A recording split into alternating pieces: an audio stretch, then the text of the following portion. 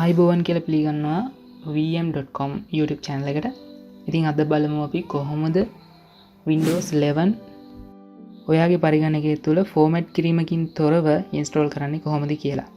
මේක ඇත්තටම virtual සංකල්පයක් යන්නේ virtual machine එකක් run කරන සංකල්පයක්. ඉතින් කොහොමද බලමු ඔයාගේ machine එකේ Windows 10 run වෙන ගමන්ම ඔයාගේ machine එකේ Windows 11 run කරන්නේ. මෙහෙම කරන්න ප්‍රධාන හේතු කිහිපයක් තියෙනවා. ප්‍රධානම හේතුව වන්නේ මේ Windows 11 OS එක තාම ඔෆිෂියලි අපිට launch කරලා නැහැ. ඒ වගේම මේක තාම develop mode එකේ තියෙන OS එකක්. අපි දන්නේ නැහැ Windows ආයතනය මේක Windows 10 එකේ upgrade එකක් විදිහට අපිට දෙයිද? ඒ වගේම වෙනම OS එකක් විදිහට අපිට දෙයිද කියන එක. ඒතකොට අපි දන්නේ නැහැ මේ තියෙන OS එක මේ විදිහටම අපිට ලැබෙයිද? මීට වඩා වෙනස් වීම් සිදු වෙලා ලැබෙයිද කියන එක අපි දන්නේ නැහැ. මේක ප්‍රධාන වශයෙන්ම අපිට දැනගන්න පුළුවන් ඉන්නේ ජූනි 24 වෙනිදා. එයාලා මේක ඔෆිෂියලි launch කරනවා කියලා තියෙන්නේ. ඉතින් අපි එදාට තමයි බලන්න වෙන්නේ මේක ඇත්තටම අප්ග්‍රේඩ් එකක්ද මේක අනිවාර්යයෙන්ම OS එකක්ද කියලා. ඉතින් මම රෙකමන්ඩ් කරන්නේ ඔයාලගේ මැෂින් එකේ තියෙන Windows 10 ෆෝමැට් කරලා මේක දාන්න එපා. ඔයාලා අනිවාර්යයෙන්ම ඔයාලා මේ වගේ මේකේ අත්දැකීම ලබා ගන්න ඕන නම් virtual machine එකක් run කරලා මේකේ අත්දැකීම ලබා ගන්න. launch කරාට පස්සේ ඔයාලා මේක install කරන්න. මොකද එතකන් අපි install කරනවා කියන්නේ අපිට ඇත්තටම risk එකක්. මේක මොන වගේ OS එකක්ද කියන්න තාම දන්නේ නැහැ. මොකද මේක තාම develop mode එකේ තියෙන නිසා. Windows 11 ඔයාගේ පරිගණකයේ install කරන්න නම් අනිවාර්යයෙන්ම මෙන්න මේ කියන අවම requirement තියෙන්න ඕනේ කියලා තමයි Windows සමාගම කියලා තියෙන්නේ. 1.2 GHz single core processor එකක් 32 bit සඳහා. ඒ වගේම 1.4 GHz single core processor එකක් 64 bit සඳහා. ඒ වගේම 2GB minimum RAM capacity එකක් ඕනේ. ඒ වගේම hard disk එක වශයෙන් GB 15ත් 20ත් අතර අවම තියෙන්න ඕනේ කියලා තමයි මේ Windows ආයතනය සඳහන් කරලා තියෙන්නේ. Windows 10 පරිගණකය තුළම Windows 11 පරිගණකයක් සෑදීමේදී අනිවාර්යයෙන්ම අපිට ප්‍රධාන වශයෙන්ම virtual machine එකක් run කිරීමට අවශ්‍ය software එකක් තිබිය යුතුයි. සාමාන්‍ය Windows 10 Pro වල නම් අනිවාර්යයෙන්ම Hyper-V කියන feature එක එනවා. නමුත් Windows 10 අනිත් ඒවල Hyper-V කියන feature එක නැහැ. ඉතින් එහෙම කට්ටිය අනිවාර්යයෙන්ම මෙන්න මේ software එක virtual box කියන මෙන්න මේ software එක download කරගන්න. ඉතින් මේක download කරගන්න Google එකේ ගිහිල්ලා virtual box download කියලා ගහන්න. එතකොට එතකොට මෙතනින් එහාට මම සිදු කරන්නේ කොහොමද Hyper-V manager එකේ මේ virtual machine එක run කරන්න කියලා. ඉතින් ඔයාලට පුළුවන් මේ process එකටම මේ වගේම සමාන process එකක් තමයි virtual box software එකෙත් යන්නේ. ඒ විදිහට ඔයාලගේ machine එකට virtual box දාලා මේ විදිහට virtual machine එක run කරන්න පුළුවන්. හරි අපි බලමු කොහොමද මේ දේ කරන්නේ Hyper-V හරහා කියලා. හරි දැන් අපි බලන්න යන්නේ කොහොමද මේ Windows 11 කියන OS එක අපේ Windows 10 පරිගණකයේ ඇතුලේ අපි දාගෙන කොහොමද ඒක use කරන්න කියලා. එතකොට මේකට ප්‍රධාන වශයෙන්ම ප්‍රධාන කරුණු තුනක් අවශ්‍ය වෙනවා. ප්‍රධාන කොටස් තුනක් අවශ්‍ය වෙනවා මේ දේ කරන්න. එකක් තමයි ඔයාලගේ පරිගණකයේ තියෙන Windows 10 එකේ edition එක Windows 10 Pro වෙන්න ඕනේ. දෙවෙනි කාරණේ තමයි Hyper-V manager තියෙන්න ඕනේ. මොකද Windows 10 Pro edition එකේ විතරයි මේ Hyper-V manager කියන feature එක එන්නේ. ඒතර ඔයාලගේ සාමාන්‍යයෙන් තියෙන්න පුළුවන් educational purpose වලට ගත්ත laptop. ඒතර ඒවල සාමාන්‍යයෙන් තියෙන්නේ Windows 10 Home. ඒතර Windows 10 Home එකේ මේ Windows 10 Pro එකට එන feature එක ඒ කියන්නේ Hyper-V manager කියන එක නැහැ. ඒතර අනිවාර්යයෙන්ම ඔයාලගේ Windows 10 machine එකේ edition එක Pro වෙන්න ඕනේ. ඔයාලට Windows 10 edition එක බලා ගන්න පුළුවන් this PC ගිහිල්ලා right click කරලා properties ගියාම මෙන්න මේ වගේ about screen එක එනවා. එතන ඔයාලට Windows specification වල බලා ගන්න පුළුවන් edition එක Windows 10 Pro කියලා. මේ Windows 10 Pro කියන edition එක තිබ්බොත් විතරයි මේ Hyper-V manager කියන එක ඔයාලට install කරගන්න පුළුවන්. Hyper-V කියන්නේ මොකක්ද කියලා කිව්වොත් Hyper-V කියන්නේ machine එකක් ඇතුලේ තවත් machine එකක් run කරන්න දෙන feature එකක්. ඒක තියෙන්නේ Windows 10 Pro වලට තමයි. එතකොට මේ feature එක අපිට මෙහෙම බලන්න පුළුවන් start එකට ගිහිල්ලා Hyper-V කියලා ගැහුවාම මේ විදිහට එනවා Hyper-V manager. හැබැයි මේක එන්න නම් අනිවාර්යෙන් මම අර කියපු උඩ requirement එක තියෙන්න ඕනේ. මොකද්ද? Windows 10 Pro Edition එක තියෙන්න ඕනේ. හරි. ඔයාලගේ මැෂින් එකේ තියෙන Windows 10 Pro Edition එක නම් ඔයාලා ස්ටාර්ට් එකට ගිහිල්ලා මෙහෙම Hyper-V ගැහුවත් මෙතන Hyper-V Manager පෙන්වන්නේ නැත්නම් ඒකට හේතුව මේ ෆීචර් එක මැෂින් එකේ on වෙලා නැහැ කියන එක. එතකොට මෙතන Hyper-V කියලා පෙන්වන්නේ නැත්නම් අපිට පුළුවන් මෙතනින් ගිහිල්ලා control panel කියලා ගහන්න. control panel කියලා ගහපුවම මේ වගේ එනවා. මෙතන control panel click කරපුවාම මේ වගේ window එකකට එනවා.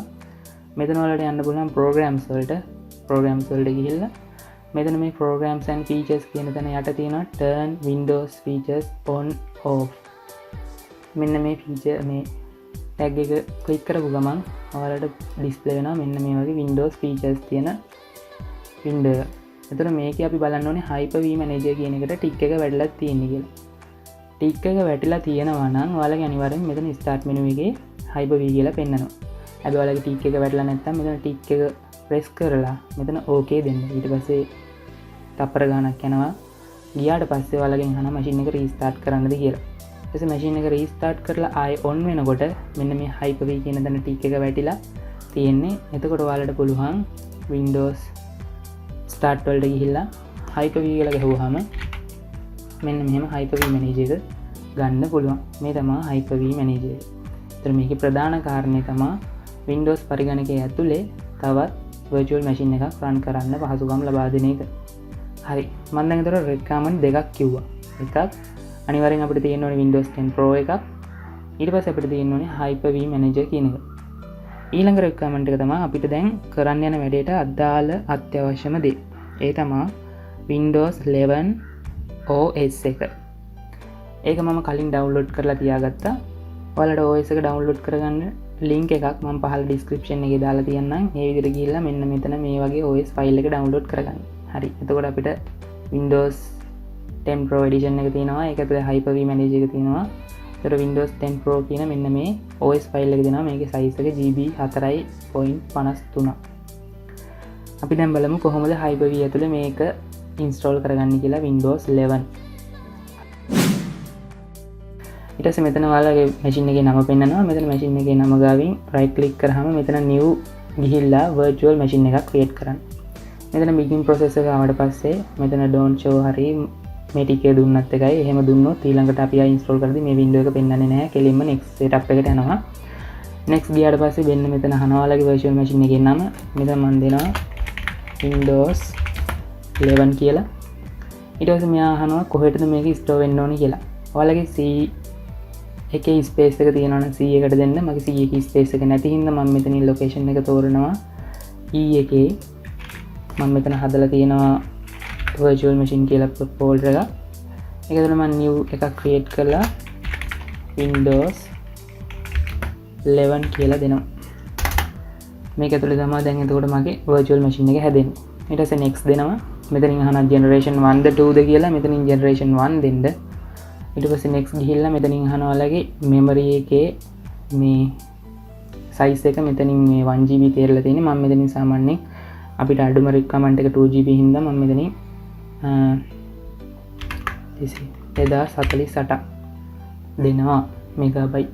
next කරාට පස්සේ ඔයාලට තියෙනවා networking setup එක. මෙතන අපි තවම networking port එකක් හදලා නැති හින්දා මෙතන not connected කියලා දෙන්න. මෙතනින් next ගියාට පස්සේ ඔයාලට පේනවා connecting virtual hard disk කියලා. මෙතන දැන් අපි අර දීපු විස්තර ටික හැමෝම තියෙනවා. ඊට පස්සේ මෙතනින් අපි next දෙනවා.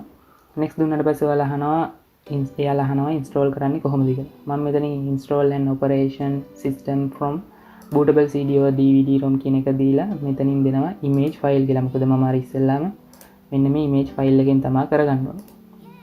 එතකොට මෙන්න මෙතන image file ගිහිල්ලා මම අර image file එක select කරනවා.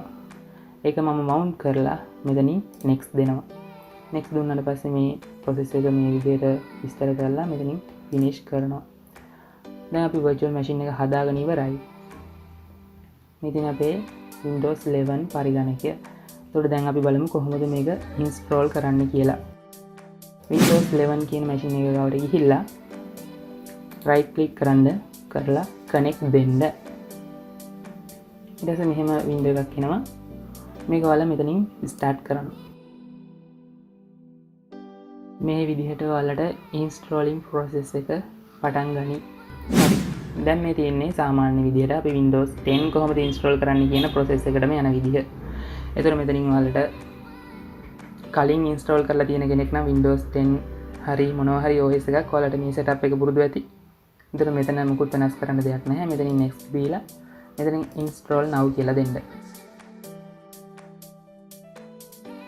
ඊට පස්සේ මෙතනින් ඇත්තටම අහනවා activation code එකක්. අපිට දැන් activation code එකක් නැති හින්දා මෙතන I don't have a product key කියලා දීලා next කරනවා. මෙතන අර Windows 10 එකේ වගේම යාලා edition පෙන්නනවා.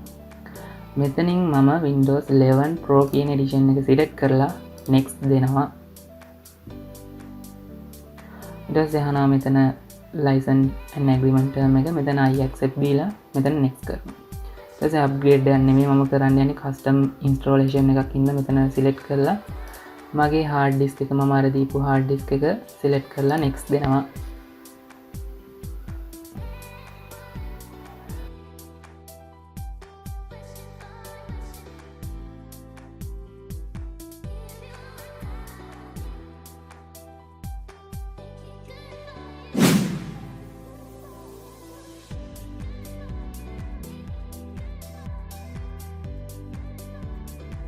දැන් අපි සාර්ථකව Windows 11 install කරගෙන ඉවරයි. අපි දැන් මේක setup කරගමු. මෙතනින් අහනවා ඔයාලගේ country එක මොකක්ද කියලා. අපි මෙතන United States දීලා yes කරනවා.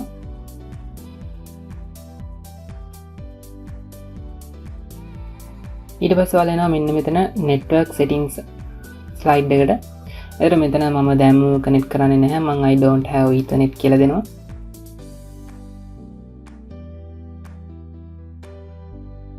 දැන් වෙලා තියෙන්නේ අපේ device එක ready කරගන්න තැනට.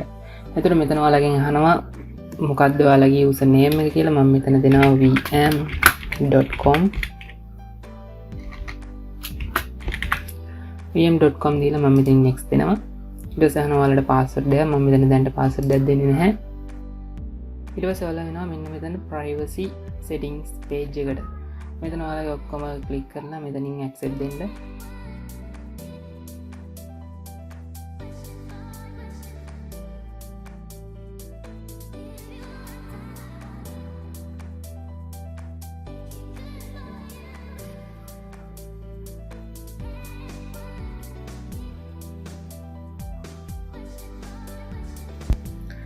Windows 10 එකත් එක්ක මේක සංසන්දනය කරද්දී ඇත්තටම installation part එක එකයි. නමුත් setup part එකේ ඉඳන් මාරම වෙනස්කම් වගේක් වෙලා තියෙනවා UI එකට.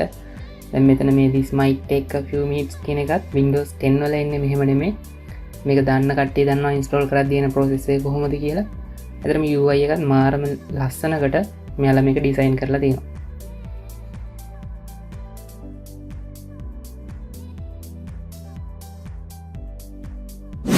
මේ විදිහට තමයි Windows 11 එකේ ඉන්ටර්ෆේස් එක අපිට බලා ගන්න පුළුවන්. ඉතින් ඇත්තටම මේකේ මාරම වෙනස්කම් වගේක් වෙලා තියෙනවා. ටූල් බාර් එක, ඒ වගේම මේකේ icon, ඒ වගේම මේකේ user friendly බව, ඒ වගේම මේකේ ගොඩක්ම මේකේ වෙනස් වෙලා තියෙන්නේ UI එක, user interface එක. ඉතින් ඇත්තටම මේකේ Windows 10 එකේ අතර සංසන්දනයක් මම ඊළඟ වීඩියෝ එකකින් ගේන්නම්. මේකේ මොනවද මේ වෙනස් වෙලා තියෙන features, ඒ වගේම ඇයි මෙහෙම අප්ඩේට් එකක් ආවේ, මොනවද මේ අප්ඩේට් එකේ විශාල වශයෙන් වෙනස් වෙලා තියෙන්නේ කියලා මම ඊළඟ වීඩියෝ එකකින් මම පෙන්නන්නම් ඔයාලට.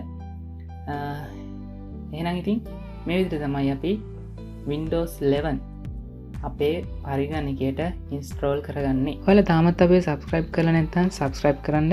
ඒ වගේම bell icon එක click කරන්න. වීඩියෝ එක හොඳයි වගේ තේරෙනවා නම් යාළුවන්ටත් බලන්න share කරන්න, comment කරන්න. බොහොම ස්තුතියි. ඊළඟ වීඩියෝ එකකින් හම්බෙමු.